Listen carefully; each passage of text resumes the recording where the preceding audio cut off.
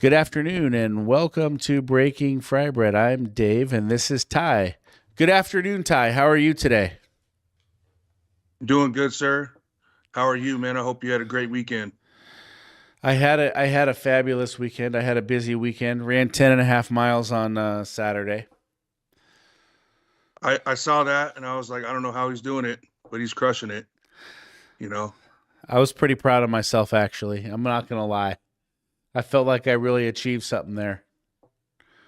Yeah, and I was gonna post my gym pics until I seen that 10-mile marathon. And I was like, nah, I'm just gonna hold on to this little mile jant here. I'm gonna, yeah. But I was as proud of my 1 miles as you were your 10. So that just tells you where I'm at. Hey, you know what, man? It's a good place to be. When I first started the marathon training, you know, I put in I put in 3 miles. The first course training was 3 miles. It almost killed me. And 3 miles now seems like, oh, 3 miles, I'll just bust that out, no problem. But that first run was really hard. I imagine. Probably Like had your shin splints, your shins were probably burning, your feet were cramping. more than that. It was worse than that. It was worse than that. As a big guy, the worst thing is when your legs rub together as you're running continually until it wears off all the skin in between your legs. That's the worst. Yeah, when your thighs are fighting for air. I've been there, bro.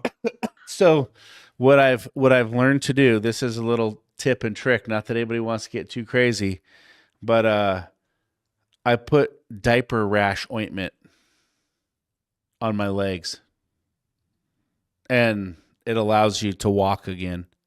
Because without that, after you go for a run, I mean, there's not a lot of moving around. But so that's my weekend was great. I had a great time, great weekend. So Saturday was the big election. Yeah, How Saturday did we was the do? big election. I didn't finish in the top three. And I went in there for the count. And I'd have to say the hardest part about that day is walking out of that building.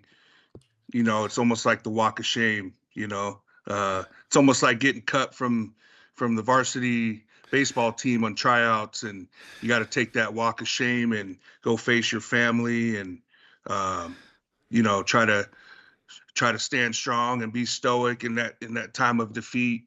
Um, but I overall it was humbling, and I quickly turned that feeling of defeat into positivity. Because I did receive just about 300 votes, which means I have secured the trust of 300 tribal members. And the outpouring of love and support after the results came in, with folks that were disappointed and um, that were really rooting for me, and just encouraging me to keep going. I quickly turned that feeling of defeat into hope and encouragement to get started for next year. And so The um, campaign trail, the campaign trail goes all year long. it really does, man. Just like your marathon training, when you're running for a public service seat, man, the eyes are always on you. So you uh, you have to always move with purpose and with love, right? Moving with purpose and love. So you got 300 votes, and to be in the top three seats, what did you need? Number three came in at 414. So I wasn't that far off. And so um, in my first year running, in 8 years, the experience and the work that I had put in that first time, this second time was a lot different experience and a lot more work and a lot more understanding of the work that's necessary when you're running a grassroots and an organic campaign in your attempt to reach current voters and trying to poke the hive of new voters, right? Because we have about 2,700 voters of voting age in our tribe, and we don't quite hit 900 in participation. So that means there's 1,800 other tribal members out there that maybe they're just not aware. Maybe, I don't know, but that is my goal between now and next year, is to secure and maintain and sustain the trust of, the relationships I have built and the trust I have built with the members, and just keep working, with my goals. It's not going to stop, and finding ways to reach new voters, right? And at the same time, if there's voters that didn't vote for me this round, maybe I can convince them, to support me next round, next year. So it's all forward thinking, all positive thinking now. I have a marathon mindset. I went into this election with a realistic outlook, and hoping, planning for the worst, hoping for the best. And with the amount of support I had from my family, my wife, and just the community, I felt very accomplished this season.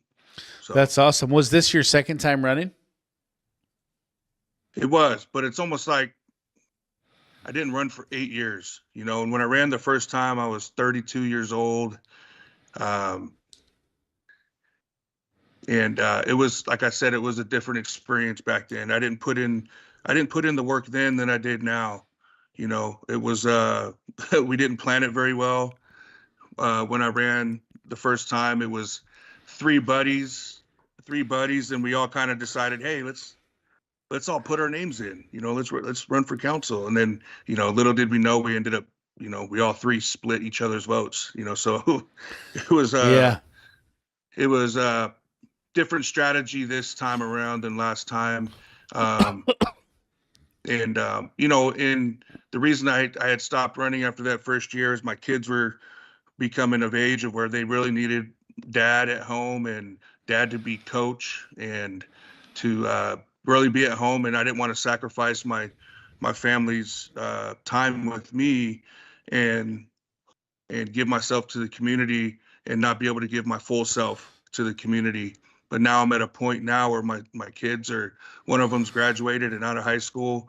He's living on his own. My other one is in high school now. The high school coaches have him. So a lot of time has opened up for me, and I feel like I'm in a good place to where, we can really make a push for it. Yeah, that's cool. What's your biggest takeaway? Biggest takeaway is the encouragement and the support that I received. And it just lets me know that the work I'm doing is good, and that a lot of people believe in me, and that a lot of people are counting on me. So this decision to keep moving is not mine alone. It is the community's decision. It's my family's decision. And my grandfather had visited me in my dream, and in so many words, he said, this is your path, and that stuck with me as well. And so there's just so many things that tell me that this is where I was meant to be, and this is the work I was meant to be doing. And so I have committed myself to that. And I'm in it for the long haul. So Yeah, that's awesome. What's one thing you would do different next time?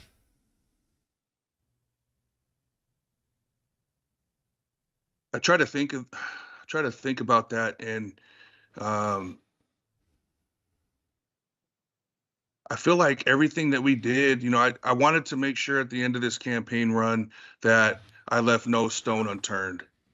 And through things like, I wanted to reach the membership any way I could. And I was doing that through things like this podcast, through Facebook Live, through face-to-face interactions. And I feel like I struggled with asking people for help, asking people for their support.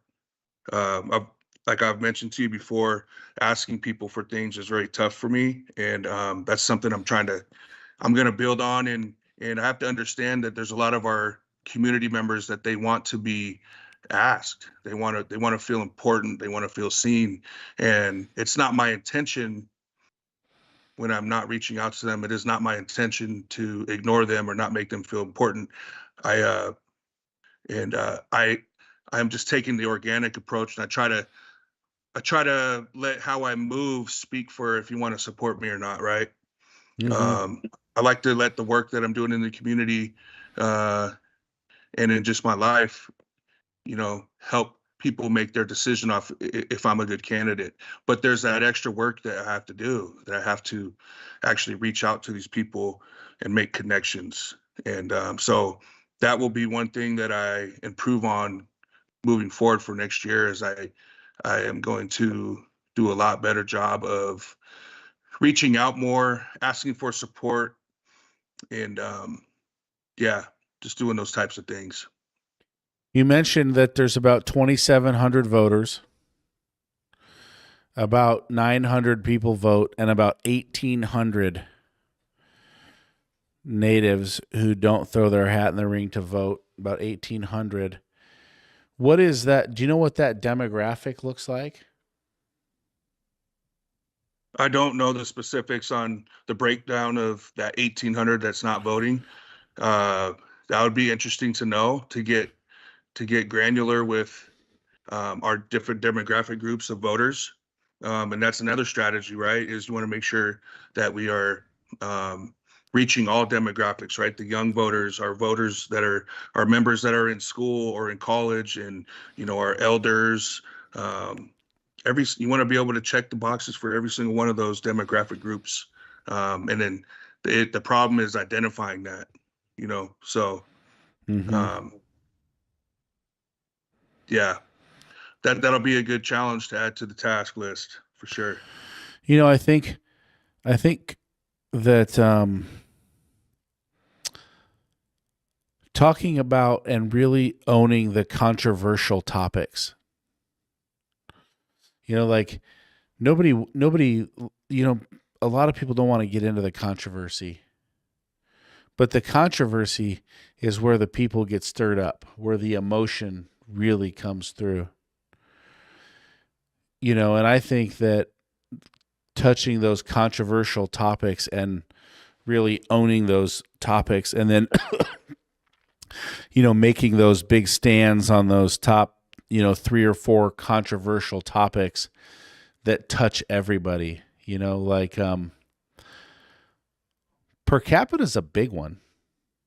Everybody is impacted by per capita, right? That is a big deal. um Tarot seems like a big deal, but I don't know that everybody's impacted by tarot. What do you think are the topics, controversial or not, that impact every tribal member? The hottest topic, I'd like to say is tarot, but I think it's more constitutional reform, because that encompasses everything.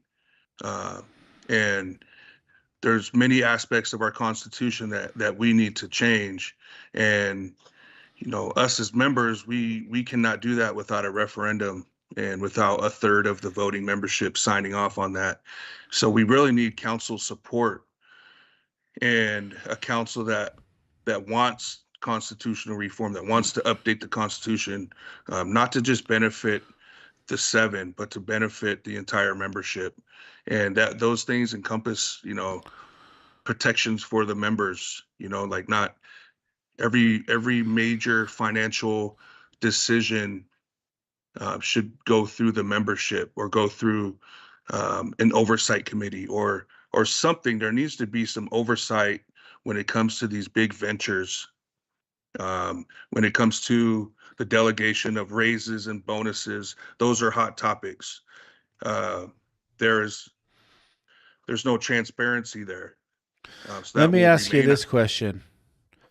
Are those topics big enough to get the other 1,800 people interested in voting?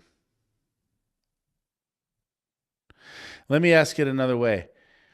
You talk about constitutional reform. You talk about what that looks like. You talk about referendum. What does that mean to me if I'm one of the 1,800? Make that simpler for me. What does that mean? Constitutional reform, is what is our Constitution? It's our Constitution is what we live our life by, right? It's the guiding. It's the rules of the road.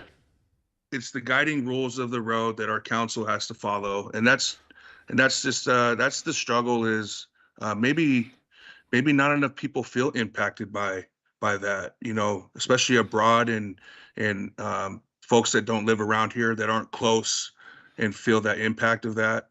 There's a lot of people that probably are comfortable with collecting their per capita, and don't really care what happens outside of that. So how do you reach those members and bring awareness to that? I think because it's a big word. I mean, I'm not talking smack. Constitutional reform, referendum, these are big words. And not to say that they're not understandable, not to say they're not digestible. But when I hear those words, like, I'm a pretty smart guy. I know what they mean. My eyes still glaze over. You know what I mean? Sounds like C-SPAN a little bit, don't it? Yeah, it's like, oh my goodness, what are we talking about here? Bill Nye the Science Guy, what's going on?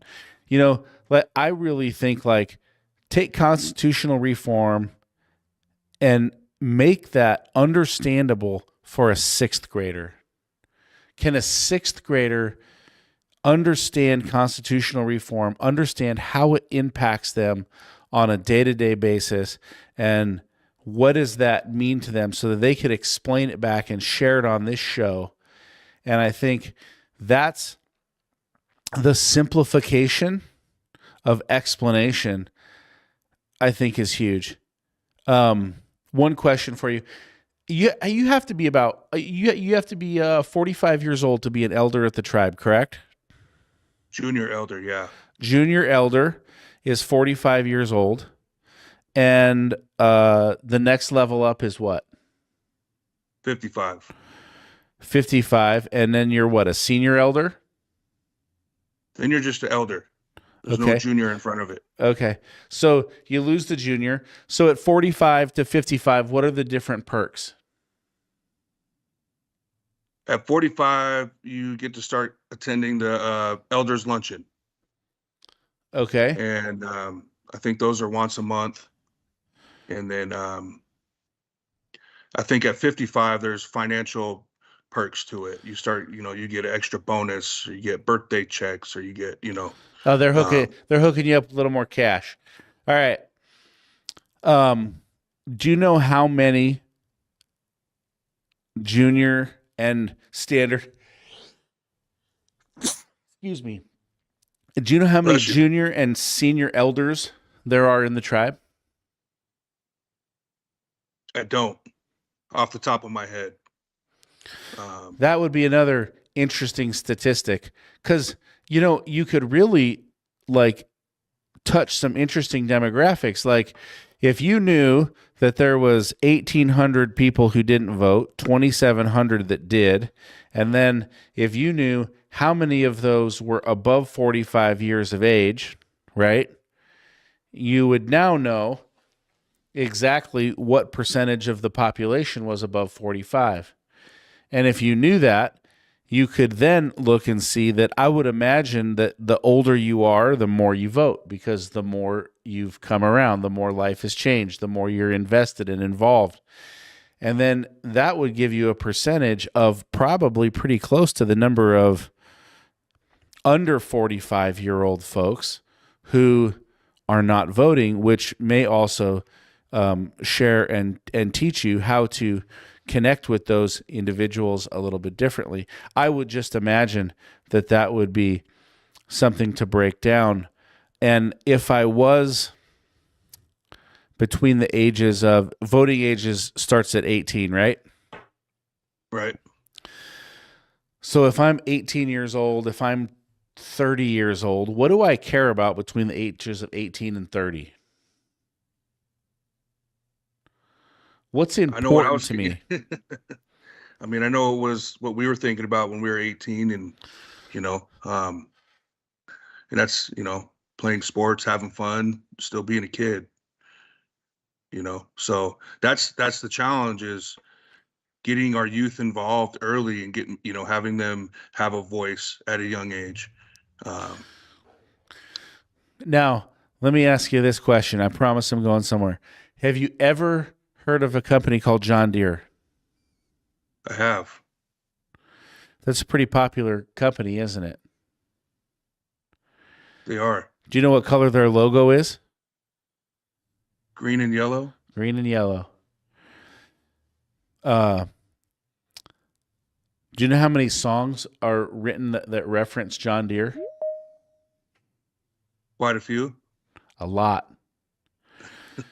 Do you know how many little kids play with John Deere tractors growing up? Oh, go to the store, you buy the John Deere tractor set. Here's my thought. I promise this is where I'm going. To really change and influence the Native American community on the Puyallup Indian Reservation, the biggest opportunity for growth, in my opinion, comes from the impact that you make on the youth. The more the youth from junior high to high school, I believe that 6 years, the more they know who Ty is, the more Ty is invested in their lives, the more they think of Ty as a leader, the more they think of Ty as the man with the answer, the more they think of Ty as a great elder, a great Puyallup, a great Indian, a great role model. See, the more you influence that youth, every year that goes by, that youth gets a little bit older. And the more you own the youth, the more you own the future. Because at some point, every single one of those people becomes a voter. And as time goes on, every single one of those older voters passes away. And so the youth is always replacing the elder. And so just like John Deere became one of the most powerful brands in the world, it started with selling tractors, but the greatest thing that they did, the number one most important thing that they did, was they started making toys. And they started making diaper outfits, and they started making toddler toys, and then 5 to 6 year old toys, and all the way up the line. Why? Because if I grow up wearing John Deere hats, and I grow up wearing John Deere clothes, and I grow up playing with John Deere tractors, there's a greater opportunity when it comes time to buy a tractor that I'm going to buy John Deere. It's why it's one of the most beloved brands of all time. Everybody knows John Deere. Everybody knows John Deere green. Right? You see a guy wearing a John Deere green hat, you just know without even looking at the logo on the hat that it's John Deere. And John Deere stands for hardworking, American, blue collar, right? That's what it is. There's other brands out there like Cat and Carhartt and maybe Dickies, but nobody has touched the heartland like John Deere. No one has instituted themselves into the youth like John Deere. You cannot go to a coastal store or a tractor supply store or a landscape store or a construction store and not find something of John Deere in there. Right. And so I think as the future of the Puyallup Indian tribe, the number one most important thing that I would be focusing on, one, is understanding this age demographic and how to reach that particular person. And at the same time, I would be involved in the youth. My name amongst the youth would be so strong because guess what? They're going to vote. And if you build relationship and you know them, then they will go out and vote when they turn 18, 19, 20. How many Puyallups are going to graduate this year? How many, no new votes does that bring to the table? And I think that's just my opinion. I know I went on a long rant there. Sorry about that. That's my opinion. Any thought there? That was a very in-depth perspective, and you're right. The youth are our biggest untapped resource because they are our future. And I've always been involved with the youth because my kids were youth. The kids are youth, and so because of that, I am coach. I am there. I am drumming side by side, and so naturally, I am involved with the youth, and thankfully, I've built relationships with the youth, uh, and so, I mean, you're spot on with your perspective there with John Deere, and what I took from that is I need to flood the tribe with Satiacum toys. There you go. You do. Seriously. Yeah, right. It's all about branding, right? It's all about brand. It's all about brand recognition. You know what I mean? Like we vote for what's popular, even if we don't know. Like we might not know what constitutional reform is, but I guarantee you, when you look at that ballot and everybody knows Ty, oh, you know what? I'm just gonna vote for Ty. He's a good guy. That's my guy. There's 3 spots. Oh yeah. Listen, he gets one. Right? That's a huge win. But it's all about building that brand. You move with purpose and love.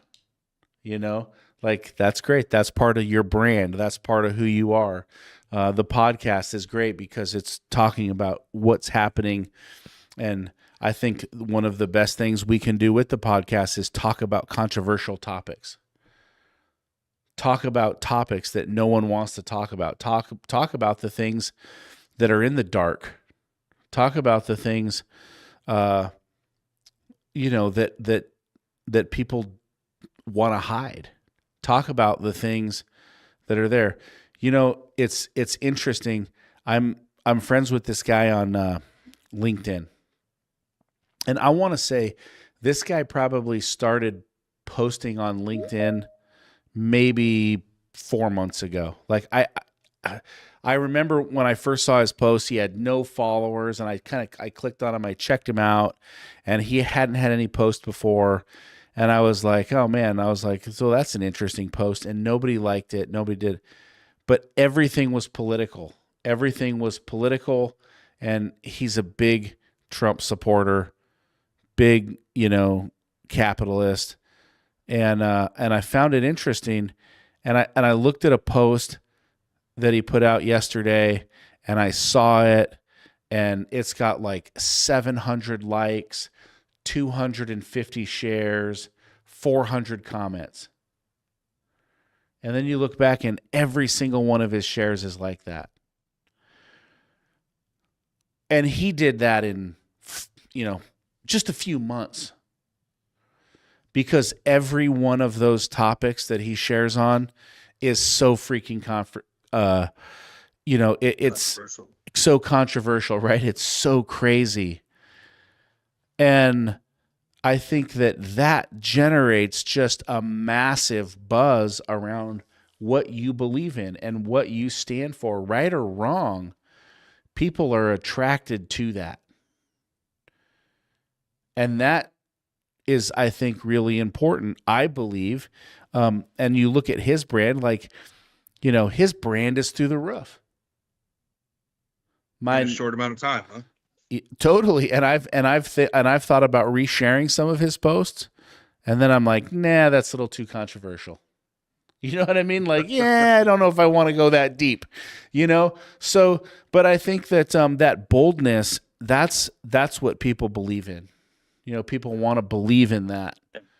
Man, I want to look up to Ty, and I believe in Ty, and Ty's like that superhero. That's my kind of thought on it anyway. But yeah, I love it, man. I think it's good. Yeah, and I'm with you. Part of that grassroots and organic campaign is getting visible, right? And especially when the current council controls the message of our um, tribal newspaper. That's all candidates are working against that. It's unfair. The sitting incumbents that were up for reelection this year, they're all over the paper all election season.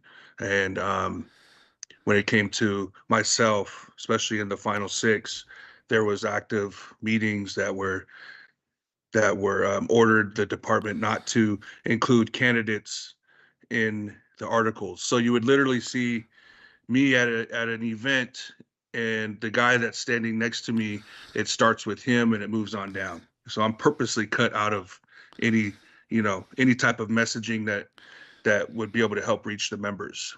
And so you got to understand what you're working against and the system that you're working against, and then you have to strategize yourself. Um, and it really does come down to awareness, right? Totally. The people need to get to know me. They need to see, hopefully this year helped with that, you know, getting 300 votes. I mean, I jumped from my first time running, I got 3 absentee votes, and Saturday I got 93. That was, I felt crazy about. I couldn't even think about who those 93 people were. But you put 300 people in a room, and that's an amazing amount of people. Yeah. So I feel like the way I am moving with the campaign and the things I'm battling against, with the system as we call it, I think that I am well on my way. And I think for the first time running in 8 years, I think my message is getting out there, and I think my brand is getting out there, and my mission and my message, and so, and with folks like you, uh, in my corner and giving me these great advice, and I just feel hopeful and strong about next year, and it's going to I'm come a quick. believer. You know It's what? Next year is going to be here before you know it. Yeah. I That's mean, I why already it's had important. elders reaching out, wanting, on Saturday night, wanting to meet on Monday. Hey, let's talk numbers. Let's talk what happened. Let's talk wins, losses, and I love that. That just tells me that the elders in the community, they believe in me, and they're pushing for me. And it's not for me, it's for everybody, right? It's for change. And that was like the biggest message I saw, was a lot of folks were disappointed that there was no change, and there's something called the silent majority, and they're Mm-hmm. they're they're the ones that are hard to reach because they're kind of controlled by the system, and so that's what we're battling against, um, going into next year. But we're going to get there. And I thought it was huge that you said, hey, when it comes time to bonus time, I'm not taking a bonus. Yeah, and Even if it that's, was $1,000,000. even if it was $1 million, you know, um, yeah, because want the first time you take it, you're stuck, you You know, sold your and soul. officially, and that would hurt, because that's the good feeling I have about this campaign, is I haven't had to make any alliances. I haven't had to, um, make any promises that I can't keep. This has all just been me. Hey, this is what I'll do. I'll do this for everyone, not just for one individual tribal member or just this family or that family. I represent everybody, and if those types of messages, take time to build, and to win a seat, especially in our tribe and our system. Um, there's no elevator to the council seat. You have to put in the work and you have to grind and you have to really, if you want to do it the right way with good ethics and morals, you have to do it the right way and reach these people organically. Yeah, So, you do. Well, listen, you did a great job, and I'm proud of you. I got a lot of love for you, and so I'm hoping for next year that you crack that line. Any final thoughts as we kind of bring this thing in for a close? not off the top of my head, I just, I'm excited. I'm excited to have the elections behind us now, and we can start getting into some good topics here with with breaking fry bread, and I'm excited for what's to come throughout this next year with breaking fry bread and the topics we're going to discuss and things like that. So I'm super excited, and I know you are too. Oh yeah, I love it, man. We're having a great time. This is one of my favorite times of every week. And I got to get out there on a canoe journey with you guys. Do We're gonna get you involved, man. You're gonna come hang out when you got time. That's So right. I'm looking forward to it. Getting on a canoe and getting crazy. Yep. All right, my man. Well, listen, this has been a fantastic show. That was a good recap of, what's happening and what happened in the elections. And it's too bad that change wasn't made, but I'm sure that with persistence and continued motivation, it'll happen. And because the cool thing is that every time you gain a voter, you take away a voter from somebody else. You know what I mean? So I love that, and I think it's great. I'm Dave Wescott. Follow me on LinkedIn, Facebook, YouTube, anywhere where it's social, and I think you're hanging out on all those same spots. I am right next to you. That's right. So follow us both. Get your follow on. Give us a share. Drop your comments into the comment box, and drop your DMs. Shoot us some messages if you want, and get ready next year to vote for Ty. I love that message. Right on. All right, my man. We will see you next week. All right. See you next week. Hoi.